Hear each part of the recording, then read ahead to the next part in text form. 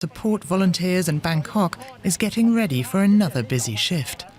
As Thai hospitals buckle under the strain of coronavirus patients, they're run off their feet.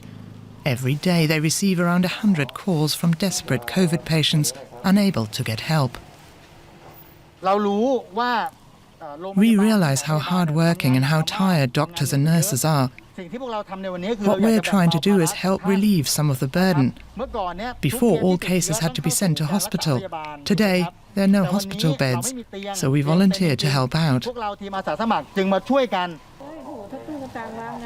Their first call takes them to a woman who's having trouble breathing. They provide her with an oxygen tank. Then it's on to the house of another woman whose sister is sick with COVID. She says their mother has already died of the virus. My mother showed bad symptoms from the beginning. I called and called to tell them that my mum couldn't handle this anymore, but nobody came. The nurses kept saying there were no beds. In Bangkok alone, around 20,000 people are currently waiting for a hospital bed. After keeping COVID at bay when it first emerged, Thailand is now going through its worst stretch of the pandemic. Fueled by the Delta variant, daily new infections are going up and up, hitting another record high on Monday. Vaccinations are progressing at a slow pace. Only about 5% of the population is fully immunized. This vaccination centre in Bangkok was overrun after it started accepting walk-ins last week. Public anger has forced the head of the National Vaccine Institute to apologise for mishandling the vaccination campaign. He also promised to ramp up vaccine procurement by joining the COVAX distribution scheme, so Thailand will start receiving vaccine donations next year. For those risking their lives working on the front line of the pandemic, that will seem like a long way off. The pandemic in Thailand has contributed to more dissatisfaction with Prime Minister Prayut Chan-оча, with protesters once again taking to the streets. They risk infection and heavy penalties for ignoring coronavirus restrictions. This month marks 1 year since the emergence of the biggest challenge to the military establishment, when activists called for democratic reform. Ducking for cover in Bangkok as police fire water cannon, rubber bullets and tear gas to stop protesters reaching Government House. Defying a ban on public gatherings, they had assembled at the Democracy Monument in the Thai capital to restate their calls for Prime Minister Prayut Chan-оча to step down. The clashes mark a year since protesters first took to the streets en masse, with their demands for democratic reform, posing the biggest challenge to the Prime Minister since he took power in a 2014 coup. The protests also took on a taboo topic, the king, criticising the royal family as a crime in Thailand, punishable by lengthy prison sentences. But in a show of defiance, a group of protesters installed a plaque near the Grand Palace, which read, "This country belongs to the people and not the king." The bold gesture was accompanied by speeches and slogans challenging the king's spending and power.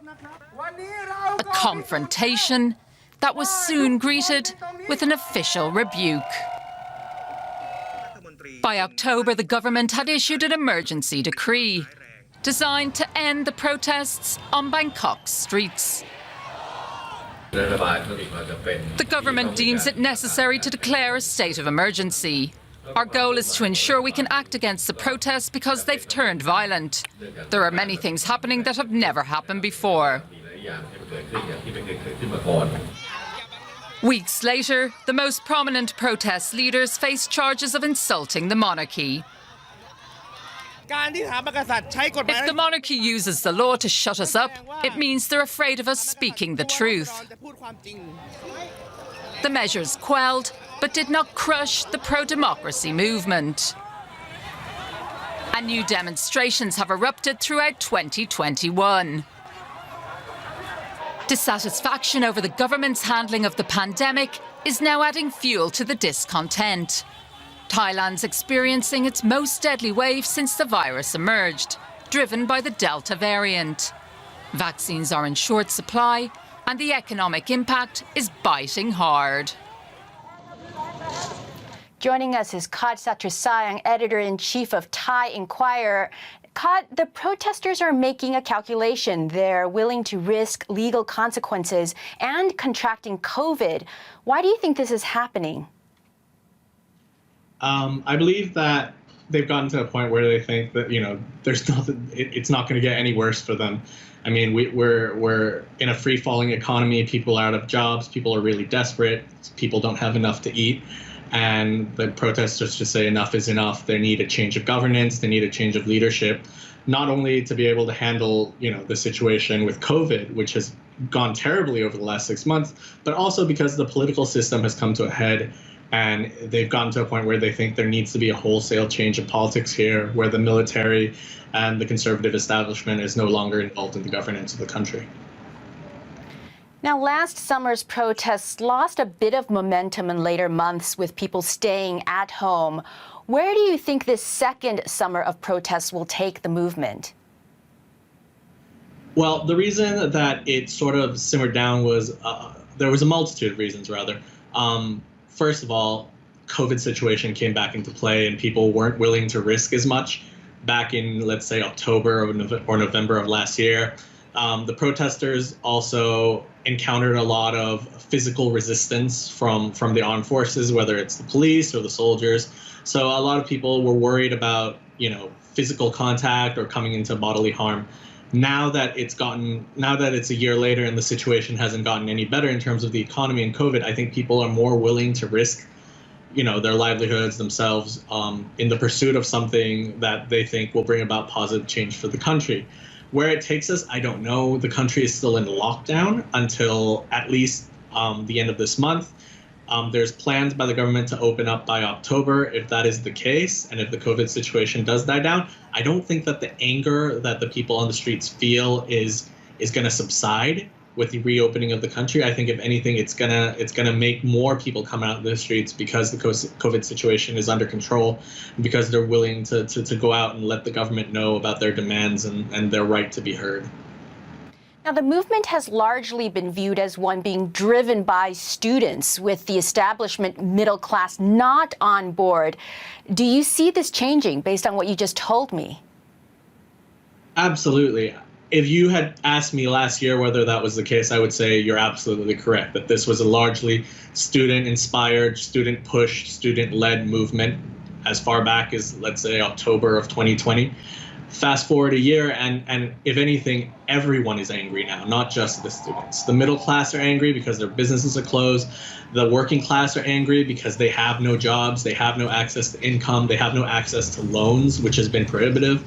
They have no access to food and basic necessities. And even the conservative establishment, people who aren't directly in the government, are becoming more angry and becoming more upset with this government because of their mismanagement, because there's no more tourism money, because the country's been closed down for almost 2 years now, because their businesses aren't allowed to operate the way they want it to. So the cross section of Thai society is extremely upset with this current government.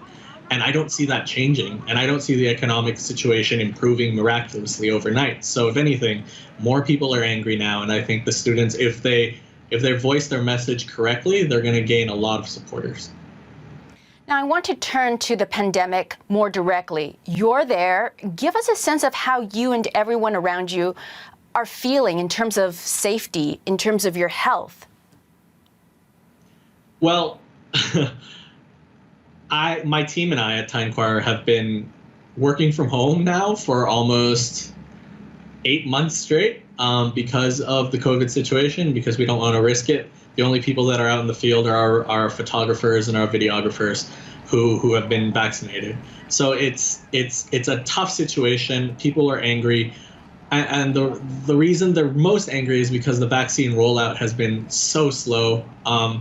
There's been a series of blunders by the Ministry of Public Health, not ordering the right vaccines, not ordering enough vaccines. So and the situation just goes from bad news to bad news. So until our entire population can be vaccinated, it's just not going to be any better even with the lockdown.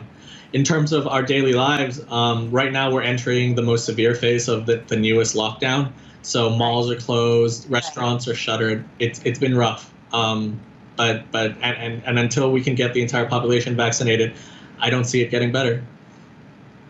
Got it. Kad Sachasayan, thank you so much for joining us. Absolutely. Thank you for having me. And here's a roundup of how the pandemic is impacting other parts of Southeast Asia. The region has become an epicenter of the contagious Delta variant. Malaysia says it won't extend its coronavirus emergency beyond August 1st. The country's parliament is convening this week for the first time this year. Indonesia has announced that some coronavirus measures will be relaxed, even though it's still grappling with a huge outbreak. Salons and restaurants with outdoor areas will be among the businesses allowed to reopen. And residents in Vietnam's economic hub, Ho Chi Minh City, face a strict overnight curfew from today. They are required to stay at home from 6 p.m. to 6 a.m.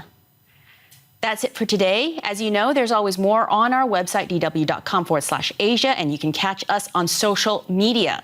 We'll leave you with pictures of Buddhist monks in Thailand lighting candles for the Asana Bucha festival, with, of course, prayers for those battling COVID. Thank you for watching.